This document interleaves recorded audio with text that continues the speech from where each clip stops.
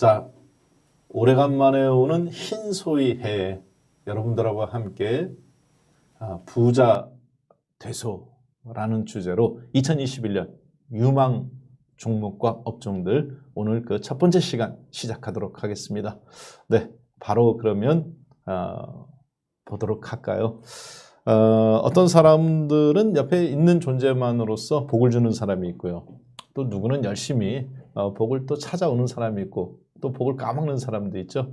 여러분들께 2021년도에 함께 바라볼 오늘 주제는 바로 복이 덩굴채 들어오는 세 가지 파트에 대해서 함께 2021년 보도록 하겠습니다.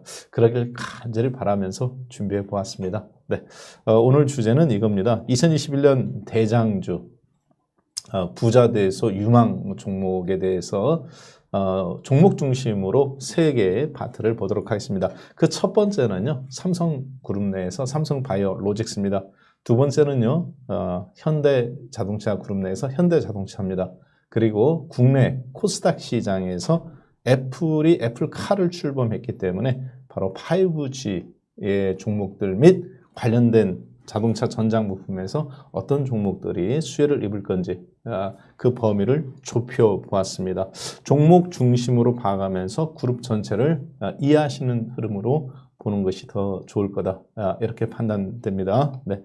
먼저 여기에서는 제가 이제 차트라든가 뭐 종목의 실적이라든가 이런 부분들 여러분들이 기존의 관점으로 포커스를 맞추지 마시고요. 왜 2021년도에 그 그룹 내에서 그 종목이 어떠한 원포인트로 어떠한 이유로 각광을 받을 수밖에 없는지 한번 빠르게 한번 보도록 하겠습니다. 먼저 삼성바이오로직스나 이런 부분들은 여러분들이 다 아시는 부분이기 때문에 제가 간략하게 포인트만 집어드리도록 하겠습니다. 자, 삼성바이오로직스를 많은 분들이 이렇게 생각하죠. 실적이 좋아서 주가가 올라간다. 자, 그런데 실질적으로 한번 실적이 좋아서 주가가 올라가는지 한번 살펴볼까요? 2018년도 매출액입니다. 끝 단위는 10억 단위예요. 그러니까 5,350억이 되겠네요. 작년도에는 7천억. 그리고 이번 연도에는 대략적으로 한 1조 800억 정도 예상됩니다. 처음으로 1조 원 정도 넘어섰네요. 그리고 영업이익은 2,700억 가까운 2,695억 예상이 됩니다. 작년도에 910억 원 비한다면 아주 큰 폭으로 증가를 했습니다. 자, 중요한 거는 이제 주가가 그 지난 3년 동안 12만 원대에서부터 계속 올라서 이제 80만 원 후반까지 갔다가 지금 80만 원 이제 초반 올라왔다는 얘기죠. 주가는 이미 선반영된 측면이 있어요. 자, 그런데 왜 삼성바이오로직가 2021년도에 가장 주목해서 볼 만한 삼성그룹 내 한 종목이 될 수 있느냐 본다면은 지금 얘기하는 것은 하반기가 아닙니다. 2021년인데 상반기 1, 2분기가 있고요. 그 다음 하반기 3, 4분기가 있죠. 자, 그러면 어차피 하반기에는 7월부터잖아요. 그러면 지금은 현 시점에서부터 3월달 말 혹은 4월달 초 실적 발표가 되는 2020년도 실적 발표가 되는 그 포인트 구간, 즉 1월 현 시점으로부터 4월 중순 혹은 4월 말 정도까지 이 정도 계산했을 때 대한민국 증시에서 가장 대형 종목군 내에서 그리고 또 중소형 종목군, 코스닥 종목군 내에서 왜 이쪽을 주목해서 봐야 되는지, 왜 삼성바이오로직스, 삼성, 현대자동차, 그리고 왜 또 코스닥 이렇게 해서 이 세 개 포인트를 주목해서 봐야 되는지 함께 그 이유를 지금 보시는 거예요. 그걸 종목 중심으로 보고 계신 겁니다. 그래서 여러분들이 그 이유를 정확하게 파악하셔야 이 종목이 가장 수익률이 높다 이런 개념이 아닙니다. 이 종목을 중심으로 펼쳐지는 어떤 시장의 흐름, 그래가면서 수익률이 높은 것은 100억짜리가 500억, 시가총액 500 되면 500% 올라가는데 훨씬 수익률이 높죠.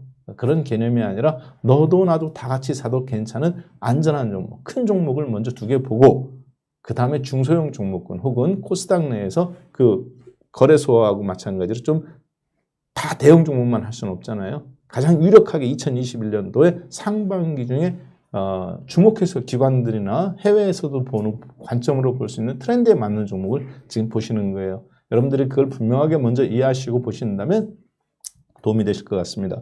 자, 그래서 2021년도에는 삼성바이오로직스는 1조 3천억의 매출액이 달성될 걸로 보여집니다. 현재. 왜냐하면은 이제 제3공장까지 가동이 되고 있고 4공장을 또 이제 짓고 있기 때문에 그러죠. 현재까지 약 36만 리터의 바이오시밀러를 생산하고 있죠.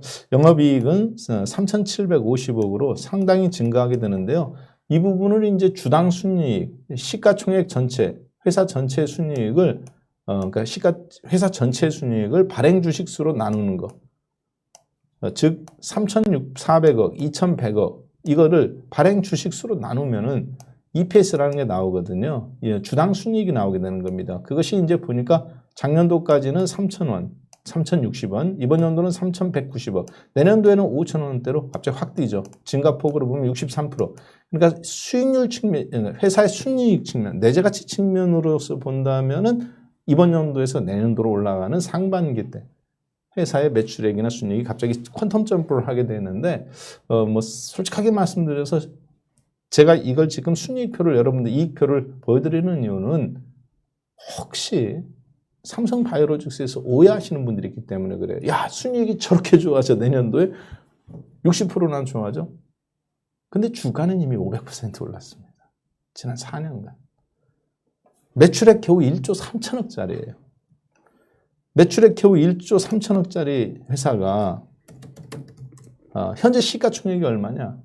여러분들도 보시다시피 현재 시가총액은 54조 6천억입니다. 현재 가격 82만 6천 원이에요. 엊그저께 여러분들하고 저하고 맨 처음에 이 주식을 봤을 때 7월 달에 주가가 이제 다른 쪽에서 저희가 현대자동차나 현대글로비스에서 해먹고 OCI 같은 새 먹고 삼성그룹지를 이동했을 때 그때 62만 8천 원, 63만 원이었습니다. 하반기 및 내년도 상반기에 대비해서 전략적 종목으로 제가 추천드린 종목이 있잖아요. 그렇죠? 삼성바이오로직스, 삼성생명, 삼성물산. 이런 종목들이 이미 다 30%씩 올랐어요. 물론 삼성바이오로직스도 올랐습니다. 자, 문제는 뭐냐? 이 주식은 실적 때문에 산다는 것은 어불성설입니다. 매출액이 1조 원짜리인데 어떻게 54조예요? 순이익 겨우 3천억이에요. 아무리 늘어났어도. 아무런 의미, 그러니까 내재 가치로 보고 이 주식을 산다라는 것은 굉장한 착각이다. 전혀 그렇게 보시면 안 됩니다. 그거는 셀트리온입니다. 셀트리온. 실적에 있어서는 이 회사는 셀트리온을 도저히 따라가지 못해요. 셀트리온은 2년 만에 100%씩 올랐잖아요. 삼성바이오로직스는 삼성물산이 43%, 삼성전자가 31%의 삼성바이오로직스 주식을 갖고 있고 삼성그룹이 최대 주주입니다. 삼성물산이. 자, 그런데 삼성바이오로직스가 갖고 있는 회사가 자회사가 있어요. 삼성바이오에피스입니다. 그리고 아메리카입니다. 삼성바이오 아메리카.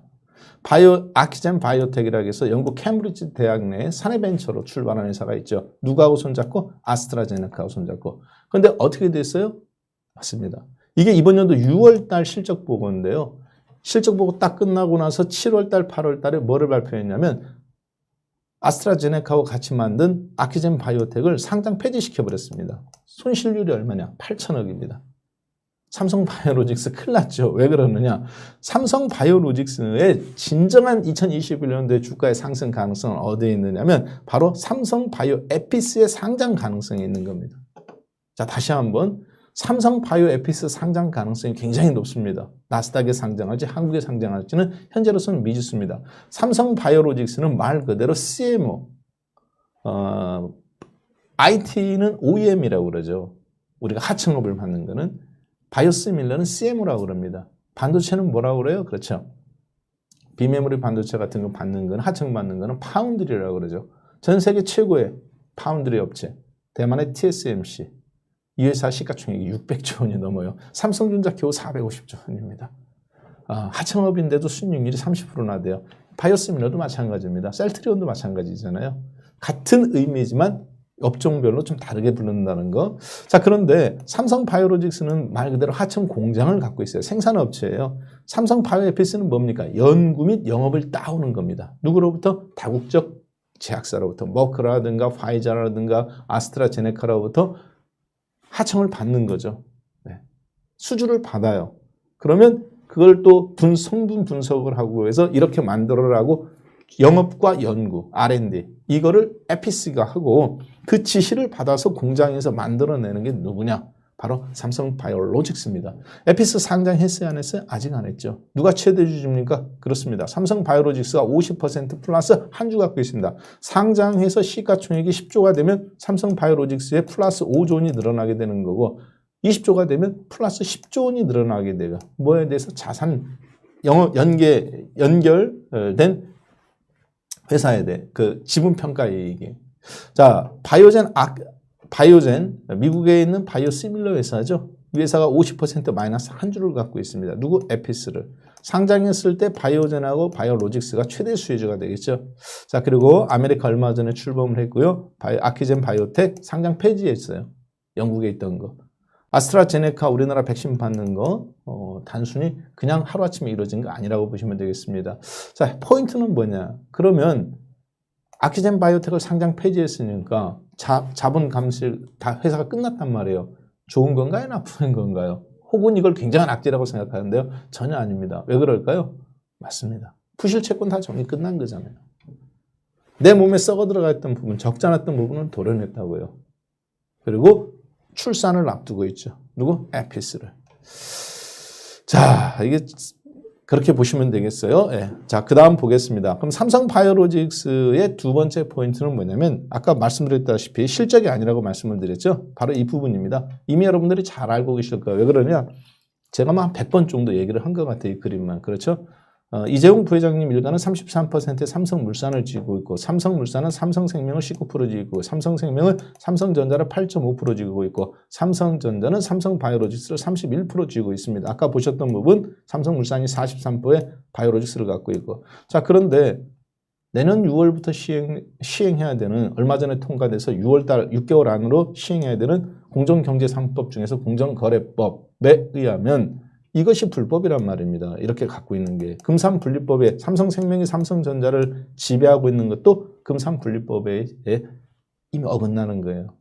공정경제 3법에 의하면 삼성물산이 지주사가 되든지 아니면 이 연결고리, 지분을 다 정리하든지 해야 됩니다. 핵심 포인트는 뭐냐? 삼성전자를 정리한다.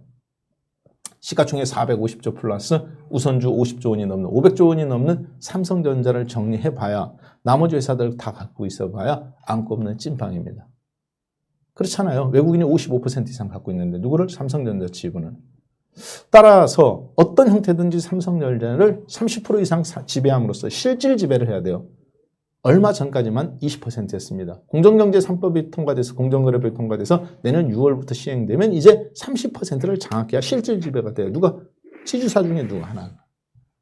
따라서 삼성전자 지분을 확보하려면 내줄 게 아무것도 없습니다. 삼성바이오로직스를 파는 수밖에 없어요. 어떤 형태든지 간에. 그래야 삼성생명이 갖고 있는 8.5% 지분 중에서 5%라도 가져올 수 있단 말이에요. 해도 그만 안 해도 그만이 아닙니다. 내년도 6월까지 해야 됩니다. 법이 통과가 됐기 때문에 6개월 안에 시행이 돼야 된단 말이에요.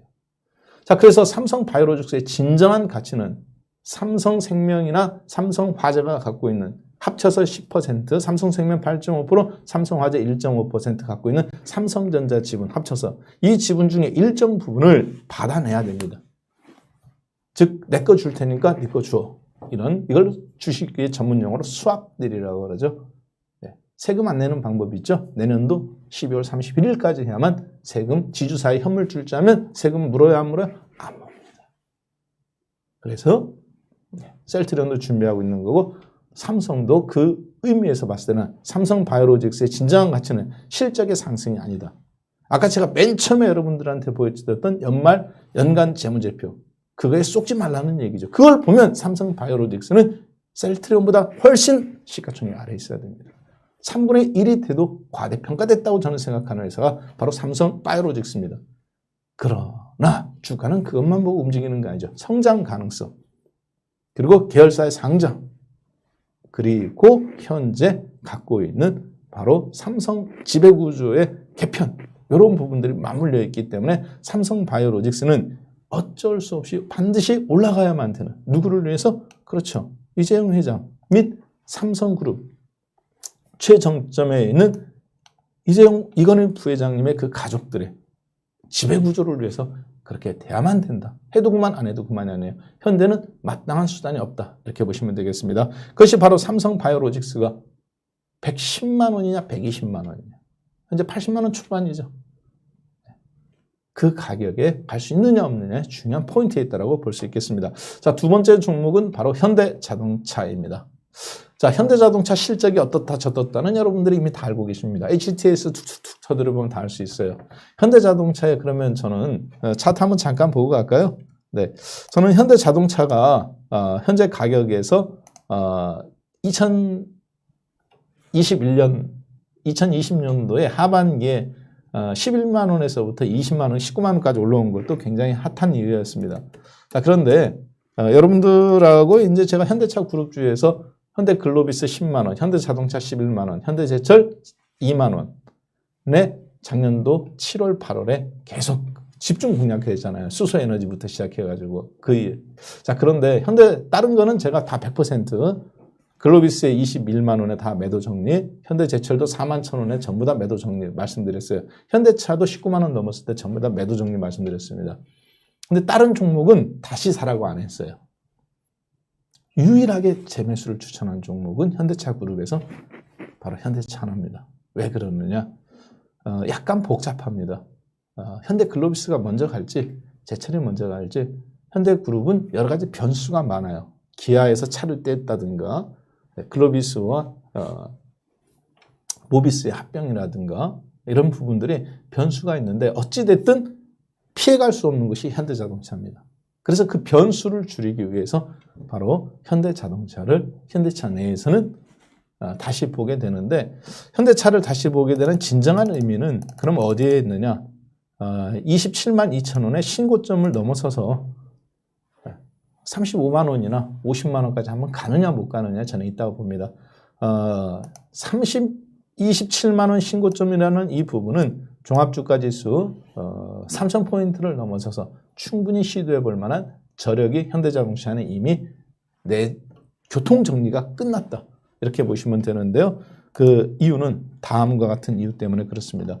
자, 아까 서두에도 여러분들한테 말씀을 드렸죠. 뭐 실적이 어떻다, 차트, 뭐 저항선이 어떻다, 이거는 여러분들이 다 알고 있다고 저는 봅니다. 원포인트. 가장 핵심되는 거 하나만 보자는 거죠. 왜 주가가 올라갈 가능성이 있는지. 왜 그 종목들이 내년도 4월 15일, 4월 말까지 2020년도 실적 발표가 되고 1, 4분기 실적이 마무리되는 시점에서 4월까지 고려했을 때 한국 증시의 가장 주도주 및 대장주가 될 가능성이 있는 거 삼성바이오로직스, 지금 현대자동차입니다. 현대자동차의 가장 그 보는 핵심 이유는 뭐냐? 아까 삼성바이오로직스는 지배구조였죠. 그리고 여러분들하고 함께 잠깐 살펴봤습니다만 에피스의 상장, 이것이 포인트였습니다. 80만 원에서 다시 110만 원, 100만 원 돌파 나올 수 있는 거. 자, 현대자동차는 뭐냐? 보스턴 다이내믹의 인수입니다. 뭐 뉴스를 통해서 다 아실 거예요. 이 보스턴 다이내믹이라는 회사를 현대자동차가 얼마 전에 인수한 거. 보스턴 다이내믹은 이렇게 사족 보행을 하는 강아지, 그리고 이제 물류 운반 로봇, 그리고 자동 분류하는 로봇들, 뭐 운수 창고에서 택배하시는 분들이 이거 분류하는 거 어렵다고 그러시는데 이미 아마존 같은 경우에 로봇들을 쓰고 있죠. 그리고 아틀라스라는 이족 보행하는 로봇, 즉 두 발로 걷는 로봇, 그리고 네 발로 걷는 로봇. 요건데 처음에 이 보스턴 다이내믹은 MIT의 산업 벤처, MIT는 여러분들이 잘 아실 겁니다. MIT 대학교의 산업 벤처 기업이었어요. 자, 그런데 얼마 전에 정의선 부회장님 일가가 및 현대자동차 그룹이 이 회사 지분을 80%를 인수를 했습니다. 20%는 누가 갖고 있냐? 얼마 전까지 최대 주주였던 소프트뱅크가 보스턴 다이내믹의 최대 주주였습니다. 손정희 회장의 바로 그 소프트뱅크가 맞습니다. 최대 주주였는데 이 회사 지분의 80%, 즉 현대자동차의 30%, 모비스의 20%, 그리고 현대글로비스의 10%, and 정의선 회장님 개인 돈으로 20%에서 한국 돈으로 2,390억. 2,390억에 샀습니다.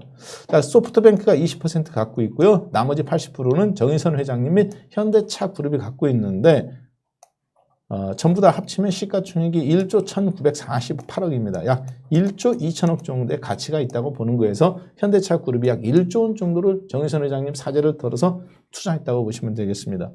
저는 여기에 현대자동차의 앞으로 역사를 바꿀 위대한 선택이 여기에 있다고 봅니다. 실적이 좋았다든가 미국에서 이번에 새로 만든 SUV 자동차인 GV80이 2만 대가 계약됐다든가 사전 계약됐다든가 사상 최대죠 이게. 아니면 현대자동차가 내년에 이번 연도 내에 벌써 4월이나 5월에 아이오닉 전기자동차가 출시된다든가 이런 거 남들 폭스바겐도 다 이미 한 거고요. BMW, 벤츠는 다 앞서갔고요. 토요타는 옛날부터 다 한 겁니다. 그런 거 갖고 현대자동차 주가는 폭스바겐이나 토요타나 이런 회사들보다 앞서갈 수가 없습니다. 뒤처지면 뒤처. 이미 중국 업체들은 한참 앞서가 있어요. 진정한 현대자동차의 선택은 저는 여기에 있다고 봅니다. 보스턴 다이내믹이라는 이 껍데기 회사. 제가 껍데기 회사라고 해서 죄송합니다. 사실 껍데기 회사죠. 왜 그런지 한번 잠깐 볼까요? 보스턴 다이내믹의 지난 3년간의 실적입니다. 2018년도 당기순이익이 마이너스 686억이에요. 끝자리가 10억 단위입니다. 매출액 얼마인지 아세요? 8억입니다.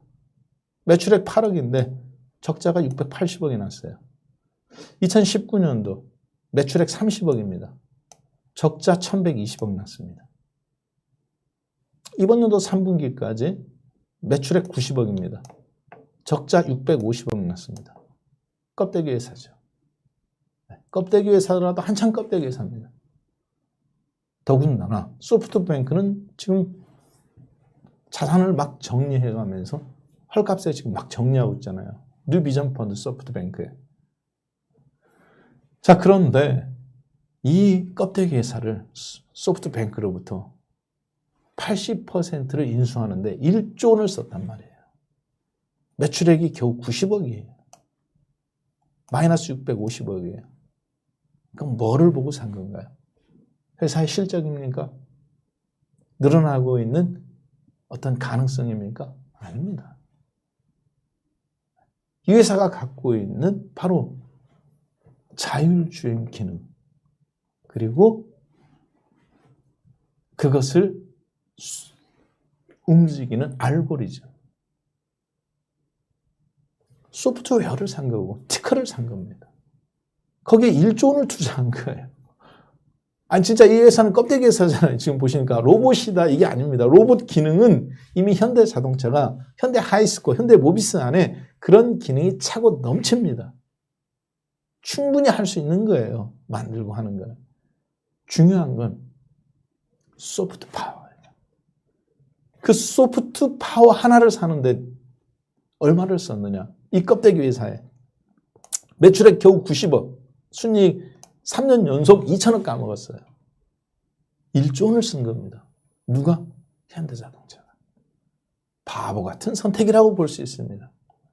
저는 그러나 이것이 현대자동차의 신고점을 돌파하고 앞으로 현대자동차가 다른 자동차 회사와 경쟁을 할 때 앞서갈 수 있는 중요한 교두보를 마련한 위대한 선택이라고 보고 있습니다. 자, 그래서 다시 샀어요. 누구를? 현대자동차를 18만 원에. 여러분들한테 다시 추천할 수 있는 겁니다. 맨 처음에 이 회사는 1992년도에 MIT 사내 벤처 회사로 설립됐죠. 그 다음에 2013년 구글한테 인수됐습니다. 군수용 로봇 개발했죠. 2017년 3년 전에 소프트뱅크한테 인수돼서 인공지능 및 스마트 로봇. 자, 잘 듣습니다. 인공지능 및 스마트 로봇. 그 인공지능을 차에다 씹으면 어떻게 될까요? 네, 자율주행이 되는 겁니다. 누가? 애플이 자율주행 한다고 그랬잖아요. 자, 그리고 이번에 현대차 그룹이 인수했죠. 그것이 실체입니다. 잠깐 이 부분 한번 보겠습니다. 자, 그러면 현대차의 선택을 제가 위대하게 보느냐? 바로 이 부분 때문에 그렇습니다. 자동차는 전장 부품이 2000년도에는 그러니까 ADAS 자동차가 어드밴스 드라이빙 하는데 그것을 어시스트 할 수 있는 거.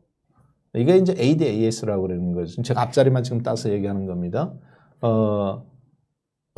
Advanced Driving Assist System, ADAS라고 그래요. 여러분들이 보시기에는 이제 뭐 내비게이션이라든가 후방 카메라라든가 뭐 스마트 크루즈 컨트롤이라든가 이런 거를 ADAS라고 생각할 수 있겠지만 실질적인 거는 단순 기능에 있는 것이 아니라 그 소프트웨어를 전체적인 것을 통합해서 움직이는 마치 스마트폰 생각하시면 스마트폰이 그냥 차에 들어온 거라고 생각하시면 됩니다. 이게 자동차로 커진 거라고 보시면 돼요.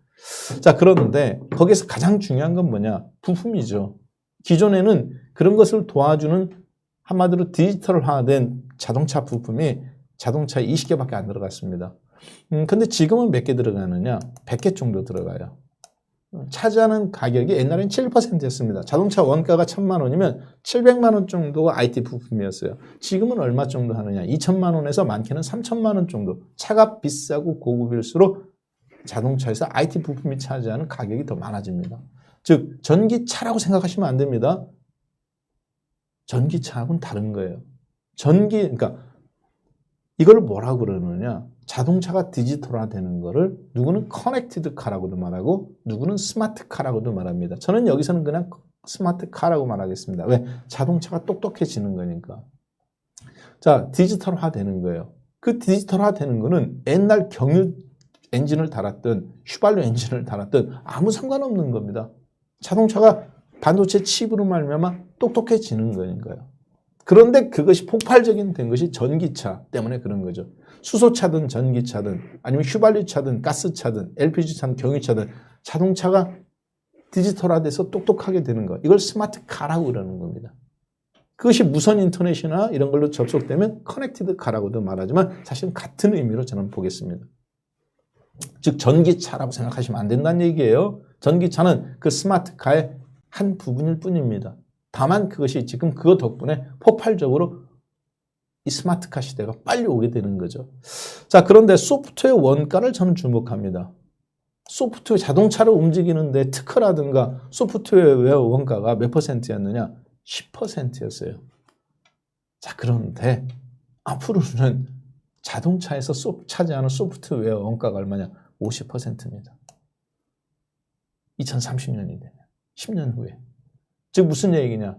자동차가 1억인데 차를 움직이는 소프트웨어 원가, 보이지 않는 지적재산권 및 소프트웨어 연결된 것만 5천만 원이라는 거예요.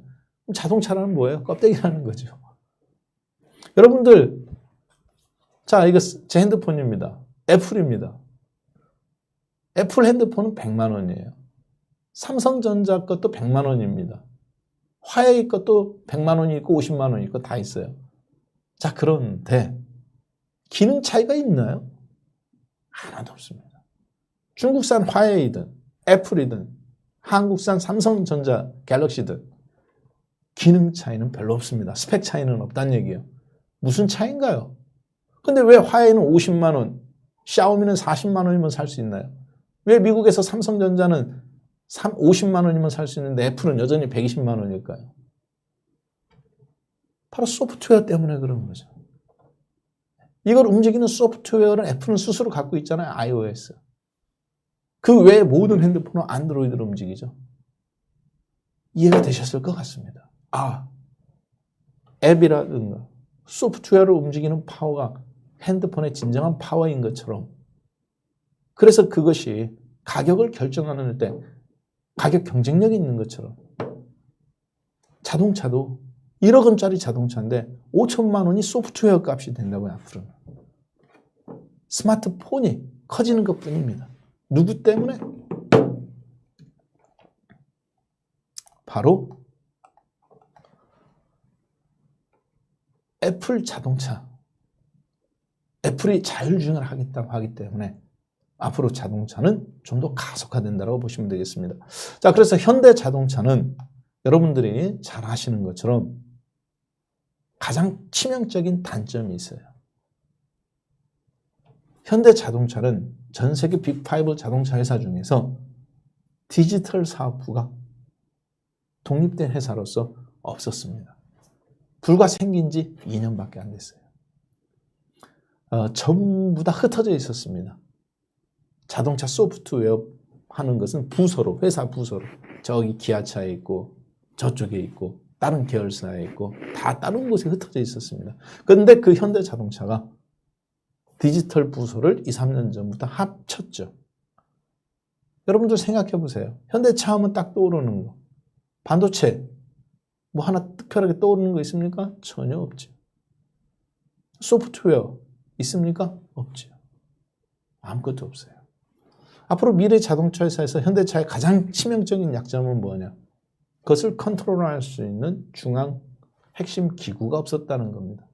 근데 놀랍게도 정의선 체제 지난 4, 5년간 현대자동차는 전 세계 자동차 회사 중에서 가장 앞서 있는 회사가 됐어요.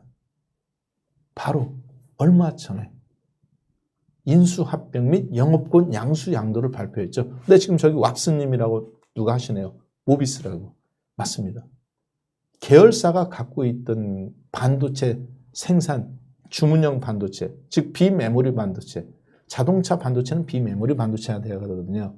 그것을 현대 모비스한테 떼어줍니다. 누가? 계열사가. 현대 오토론이라는 핵심 계열사가 그걸 떼어주고 본인은 소프트웨어 파트에 좀 더 집중합니다. 그리고 현대 MN소프트, 현대 오토에버, 이번에 이 회사가 1년 전인가에 상장됐죠. 주가 이번에 한참 올라갔죠. 더블 났습니다. 거의. 이 세 개 회사가 이번에 하나의 부서로 합병됩니다. 그래서 반도체 만드는 하드웨어 파트는 현대 모비스한테 내주고 이번 연도 4월 달부터 오토론, MN소프트 그리고 현대 오토에버 상장된 회사를 중심으로 이 세 개 회사가 하나로 합병되어 가면서 차량용 임베디드 및 차량을 움직이는 각종 소프트웨어, 디지털 통합 시스템 그리고 5G하고 연결되는 어떤 그런 부품들 이런 것들을 통합돼서 컨트롤합니다. 정의선 부회장님이 현대 글로비스 외에 가장 많은 지분을 갖고 있는 회사가 누굽니까? 그렇죠. 바로 이 현대 오토에버입니다. 이해되셨죠? 가장 늦은 것 같았지만 현대자동차는 보스턴 다이내믹을 인수하는 그 순간 아까 얘기했지만 껍데기에 샀잖아요. 매출액 90억인데 적자가 600억이에요. 재작년도 매출액 30억인데 적자가 1200억이에요. 이걸 1조 원 주고 인수했습니다. 뭐만 보고? 온이 소프트웨어 하나 보고. 하드웨어를 본 게 아니에요. 1조 원을 주고 인수했다는 거예요. 저는 이것이 현대자동차가 앞으로 도약을 할 수 있는 충분한 준비가 됐고 그리고 위대한 선택이었다고 보는 겁니다. 그렇기 때문에 2021년 상반기 현대자동차 신고점인 27만 원까지 한번 도전해 볼 수 있는 그런 발판이 마련됐다라고 판단합니다. 왜? 이것 때문에 소프트웨어 원가가 앞으로 자동차에서 지금은 10%, 15%밖에 안 되지만 앞으로 자동차가 1억이면 5천만 원이 소프트웨어 원가예요. 누구처럼? 스마트폰처럼. 자, 그 다음으로 건너가겠습니다. 세 번째, 현대차까지 해서 두 번째 봤네요. 2021년. 여러분들의 계좌를 살찌울 그런 주도주 및 대장주. 대형 종목으로 두 개 봤죠. 자, 지금 시간이 9시 32분인데요. 제가 50분까지 하니까 약 한 17, 8분 정도 남았습니다. 마지막 세 번째 종목은 사실 코스닥 시장입니다. 코스닥 시장에서 세 가지, 즉 삼각편대라고 제가 한 달 전부터 여러분들한테 계속 강조해 드렸죠. 누굽니까? 그 첫 번째 바로 5G. 두 번째 비메모리 반도체, 즉 시스템 반도체. 삼성이 5G로 말미암아서 100조 원 정도에 밀려들어오는 이 파운드리 시장 및 장비업체.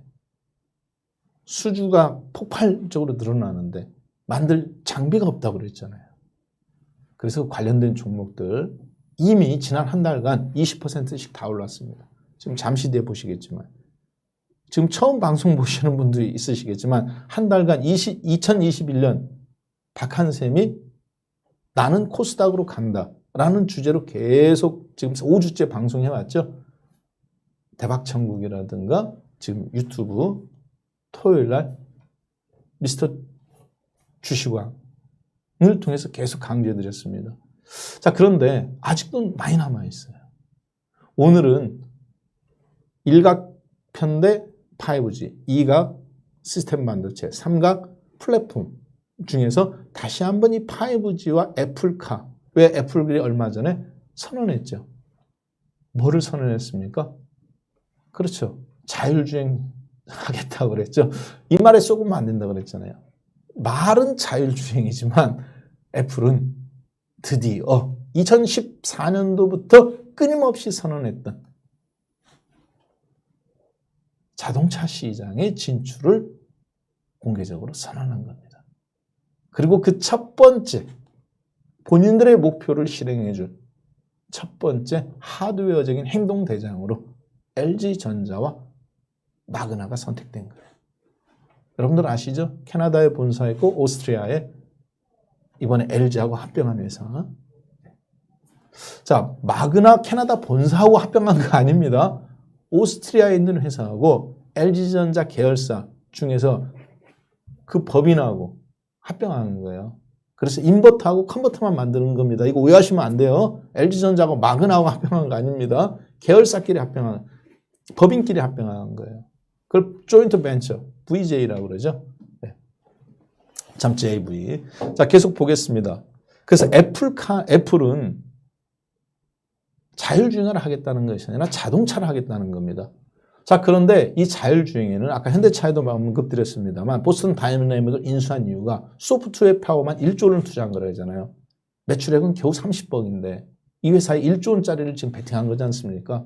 소프트 파워를 산 건데 자율주행을 이야기할 때 저희가 0단계에서부터 6단계를 이야기합니다. 자, 다시 한번 어떤 책에 보면 0단계부터 4단계까지가 나와 있고 어떤 책에 보면 1단계부터 6단계까지가 나와 있고 어떤 걸 보면 0단계부터 5단계가 나와 있어요. 중요한 건 통상적으로 6단계로 나눈다는 겁니다. 0에서부터 5까지. 0에서부터 5까지. 6단계. 어떤 책은 1단계부터 6단계까지 나와 있지만 그냥 여기서는 제가 0에서부터 5로 나누겠습니다. 그래서 0, 1, 2, 3 이거는 무슨 단계냐? 사람이 뭔가 컨트롤하는 단계입니다. 전체적으로. 그러면 3, 4, 5, 6, 3, 4, 5 이것은 무슨 단계냐? 후반부죠. 이거는 사람이라기보다는 기계가 오토로 되는 거예요. 자, 중요한 거는 완전 자율주행이 되려면 현재 기술로는 불가능합니다. 기계가 이미 다 준비되어 있어도 다 되어 있는데 자율주행을 못해요. 테슬라 같은 경우는. 왜 그러느냐? 바로 5G가 안 깔려있기 때문에 그렇습니다. 자동차가 완전 자율주행이 될, 그럼 지금 전 세계에 있는 자동차들은 어디까지 와 있느냐? 테슬라 정도가 레벨 3 정도 와 있다고 보시면 돼요. 거의 웬만한 건 다 자율주행이 된다 라고 보시면 되겠습니다. 차도 불러요 그냥. 자, 그리고 이제 레벨 4만 돼도 완전한 자율주행입니다. 실질적으로. 레벨 5가 되면 차가 이제 거의 스스로 생각할 수 있는 단계예요. 누구처럼? 쉬리처럼. 쉬리 안녕, 반가워, 새해 복 많이 받아. 그러면 뭐라고 그럽니까? 애플 핸드폰에서. 저도 반갑습니다. 새해 복 많이 받으세요. 그러죠? 그 다음에 뭐라고 좀 농담하면 뭐라고 그래요? 놀리지 마세요. 그러잖아요. 그러니까 자기들끼리 생각을 할 정도는 차가 그렇게 돼요. 그게 레벨 5예요. 지금은 레벨 3만 돼도 우리가 느끼기에는 거의 완전 자율주행이라고 보시면 됩니다. 자, 그런데 이 자율주행이 되려면 자동차가 이런 능력이 있어야 돼요. 자동차 스스로 인지해야 됩니다. 사람은 인지를 어떻게 합니까? 눈, 코, 입, 귀, 센서 장치로 받아들이고 손, 촉감으로 받아들이죠. 느끼죠. 냄새까지 맡아보고. 인지입니다. 인지한 다음에 어떻게 한가요? 네, 판단을 하죠. 어린애들도 아무것도 몰라. 이성적 판단이 없어요. 갓 태어난 애기도. 그렇지만 이 사람이 자기를 위협할 사람인지 자기한테 호의를 갖고 있는지 압니다. 애들도. 어린애들은 어떻게 합니까? 갓난애기들. 울죠. 배고파도 울고 응아해도 울고 그리고 뭔가 위협을 느껴도 울고 추워도 울고 더워도 울고 울어요. 다른 사람은 모릅니다. 엄마는 알죠. 그 울음소리가 목숨 걸고 우는 건지 배고파서 잠투정하는 울음인지. 어떻게 합니까? 애가 어떻게 하는 거예요? 인지하고 판단하는 거죠. 애기들은 엄마가 판단하지만 여러분들 본인들도 느끼잖아요. 그걸 판단하고 그럼 어떻게 합니까? 컨트롤하는 거죠. 뭘로? 근육으로.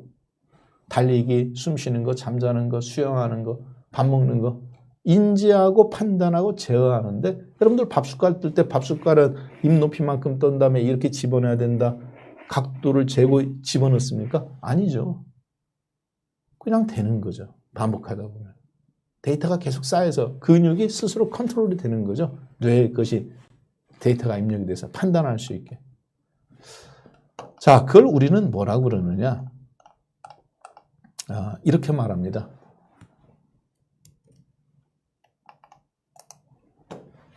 인지하고 센서, 자동차 부품으로 가면 이렇게 되는 거예요. 인지해야 돼요. 센서로. 그리고 제어해야 됩니다. 판단, 이걸 판단이라고 그러죠. 판단해야 돼요. ECU라고 그러죠.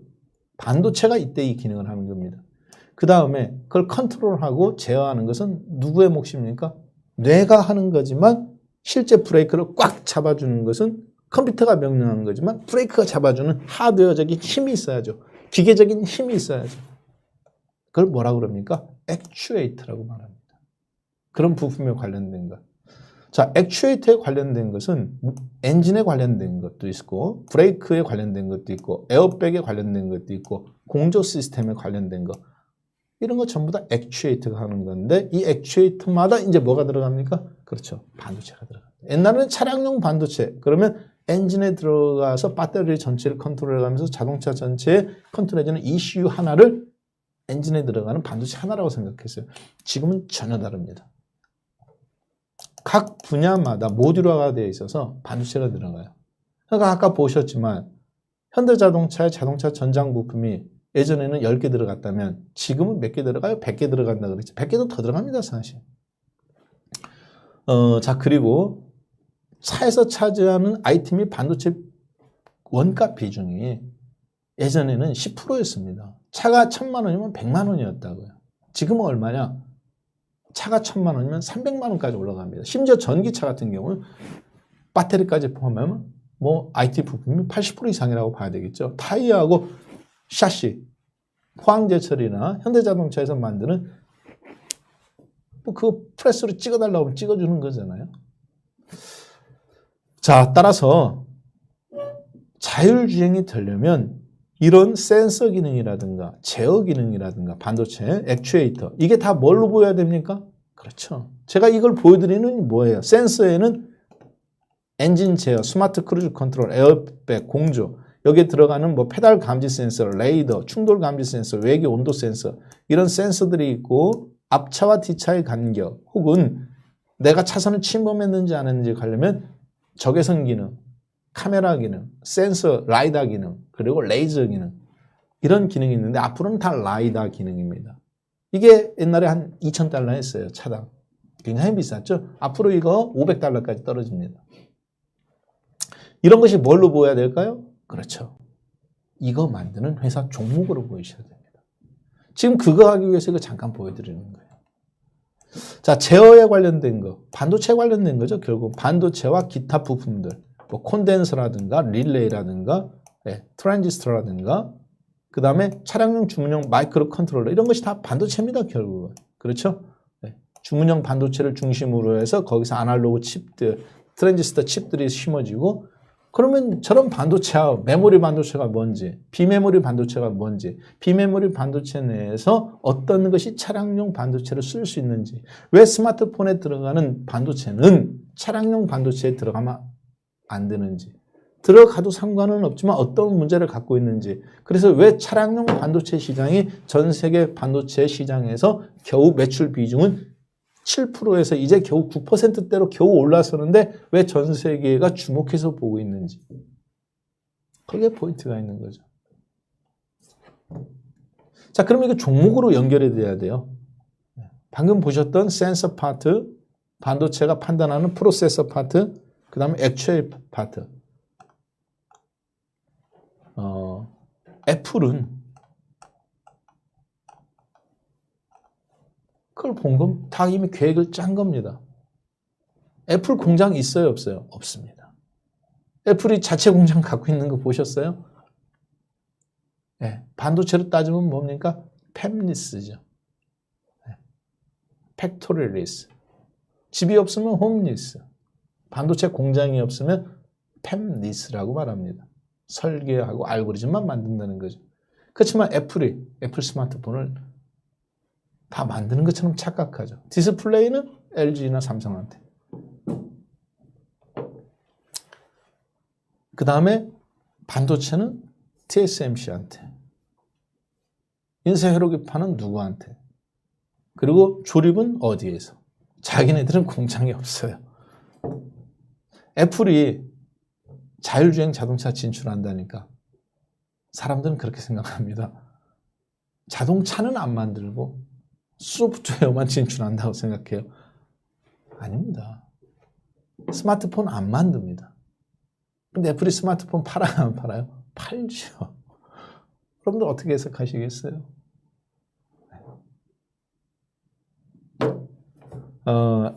애플 자동차 컨셉트카인데요. 자, 5G가 되기 때문에 왜 2023년이냐? 애플이. 그리고 왜 지금 스마트카를 선언했느냐? 자율주행을 자기들도 하겠다고 했느냐? 즉 자동차 시장에 나도 차 만들 거야. 그것이 전기차가 됐든 수소차가 됐든 중요하지 않습니다. 왜? 앞으로 자동차는 원가가 1억이면 5천만 원이 소프트웨어 값이라고 얘기했잖아요. 원가가 100만 원이면 화웨이도, 샤오미도, 중국의 오포도, 한국의 삼성전자도 애플처럼 똑같은 스펙의 스마트폰 만들 수 있습니다. 애플이 그 껍데기 누가 갖다 썼습니까? 자기들이 못 만들죠. 네, OLED 이거 만들고 씌우고 싶은데 못 씌우잖아요. 삼성하고 법정 소송에서 1조 원 물어줬는데도 불구하고 더럽고 안 입고지만 삼성한테 이 디스플레이 받아서 지금 찍고 있지 않습니까? 중국한테 갔는데 불량률이 너무 많이 나오니까. 그런 애플입니다. 안 만들어요. 그런데 애플이 자율주행을 선언하겠다고 해서 그것이 아닙니다. 자동차 산업을 사실 하겠다는 거죠. 왜? 자동차가 모든 앞으로 기술은 플랫폼은 자동차로 모아지는데 그것은 바로 5G 때문에 가능하기 때문에 그렇습니다. 인터넷 속도가 100배 빨라지는 4G보다. 그래서 모든 사물 인터넷, IoT, 인터넷 오브 띵스, 냉장고든 볼펜이든 여러분들이 쓰시는 집에서 심지어 앞으로 치약도 사물인 수도꼭지도 연결될 것 같아요. 지금 온도는 몇 도입니다. 이런 식으로. 다 연결된다는 거죠. 기존의 인터넷 속도보다 100배 빠릅니다. 유선 100메가보다도. 왜? 100기가, 10기가가 나오니까요. 자, 그러면 그게 돼야 자동차가 자율주행을 할 때 안정성을 보장받습니다. 자율주행은 라이다나 센서 갖고 하는 건 맞아요. 그렇지만 스마트 시티 내에서 자율주행이 되려면 차가 자기 것만 보고 가면 안 됩니다. 신호체계라든가 아니면 도시에서 사람들의 빅데이터 움직임이라든가 그런 것이 전부 다 5G, 지금 인터넷 속도보다 100배 빨라야 그것을 주고받는 속도에 렉이 안 걸립니다. 관련 종목들 누굴까요? 네.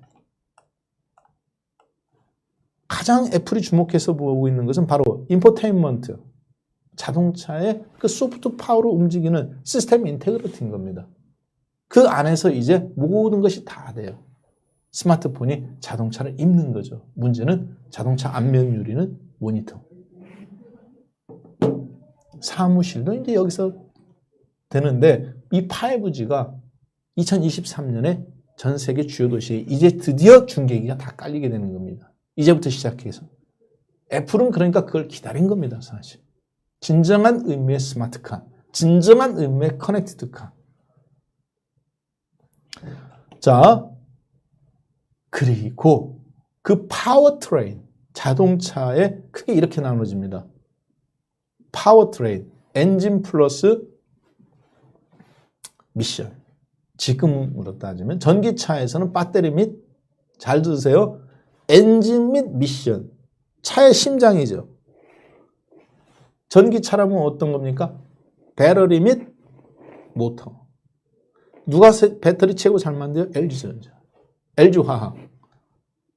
그 다음에 모터 누가 만듭니까? 그렇죠, LG전자. LG전자의 이 모터의 인버터 컨버터, 직류를 교류로, 교류로 직류로 만들어주는 이 인버터 컨버터의 모터가 핵심이잖아요. 배터리 LG화학이 있고 모터가 있으니까 자동차의 절반은 전기차를 한 거예요. 나머지는 디스플레이입니다. 플랫폼은 애플이 갖고 있고. 마그나, 즉 기존 자동차 샤시 파트나 파워트레인의 강점이 있던 회사하고 LG전자의 인버터 컨버터 사업 부분만 딱 합쳐서 뭐 만들어내는 거예요? 쓸데없는 짓 하지 말고 모터나 잘 만들어내는 거죠. 파워트레인을 담당시키는 겁니다. 인포테인먼트, 이거는 자기들이 갖고 있으니까. 기술로 따지면 누가 가장 1순위냐? 바로 이 차량용 인포테인먼트, 즉 소프트웨어를 전체를 통합하고 움직이는 것. 이것이 최고의 자율주행, 레벨 5까지 갔을 때 여기서 다 완결되는 겁니다. 파워트레인, 샤시, 바디, 안전, 장치, 레벨 1이든 3든 똑같아요. 별 차이 없습니다. 부품만 몇 개 바꾸면 되죠. 그렇지만 그 알고리즘을 만들고 그걸 움직이는 진정한 의미는 어디서 나오냐? 인포테인먼트에서 나오는 거예요. 애플이 바라본 관점, 자신들의 약점을 누구를 통해서 보강했어요? 맞습니다. 애플은 LG전자를 통해서 보강한 겁니다. 누구와? LG전자와 마그나를 합병시킴으로써 예전에 주문, 스마트폰 하청 줬던 것처럼 똑같이 주겠다는 거죠. 저는 현대자동차가 바로 이 부분, 본인들이 가장 약했던 바로 인포테인먼트, 이 부분을 보스턴 다이내믹을 인수해서 됐다고 보는 거고, 애플은 지금 5G가 전 세계에 깔릴 때까지 기다리는 겁니다. 따라서 여러분들하고 그동안 살펴봤던 종목 중에서 지금 뭐 다 못해도 괜찮습니다. 잠시 후면 제가 공개방송해요. 10분 뒤에 다시. 그때 그럼 차량용 반도체에서 가장 수혜를 입는 것은 아모텍, KEC-IA예요. 이미 다 더블 났습니다. KEC-IA. 그럼에도 불구하고 한 번 더 레벨업이 있다고 보는 겁니다. 중소형 종목 중에서. 그리고 그 중에서 여러분들이 볼 수 있는 종목은 바로 아모텍입니다. 왜 그런지는 공개방송에서 잠시 뒤에 10시부터 11시 사이에 한 번 더 설명드리겠습니다. 그리고 그때 가장 중요한 거 말씀드렸었죠. 한 달 전에. RFHIC하고 그것을 만드는 메탈라이프라는 회사. 여기까지만 보고 마무리 짓도록 하겠습니다. 그 메탈라이프 왜 그런가요? 온도에 견디는 반도체를 만들어야 되기 때문에 그렇다겠죠. 그때 단가가 얼마였습니까? 그렇죠. 19,000원, 20,000원이었어요. 한 달 전에. 지금 벌써 30,000원, 29,000원입니다. 시장은 움직이기 시작했어요. 여러분은 지금 이 방송을 처음 들으실지 몰라도 한 달 전 들으셨던 분들하고 벌써 이 차이가 벌어진 겁니다. 자, 이렇게 해서 삼성바이오로직스, 현대자동차, 그리고 바로 지금 보신 애플카와 더불어서 5G, 그리고 그 애플카에 연결된 5G 부품 소재들은 이미 한 달 전부터 계속 다뤘기 때문에 오늘은 차량용 메모리 반도체 관련주들 어떤 것들이 있는지 공개방송에서 이어서 계속 진행하도록 하겠습니다. 네, 지금까지 시청해주신 여러분들 감사합니다. 2021년 새해 복 많이 받으시고 건강하시길 진심으로 바라겠습니다. 네, 고맙습니다.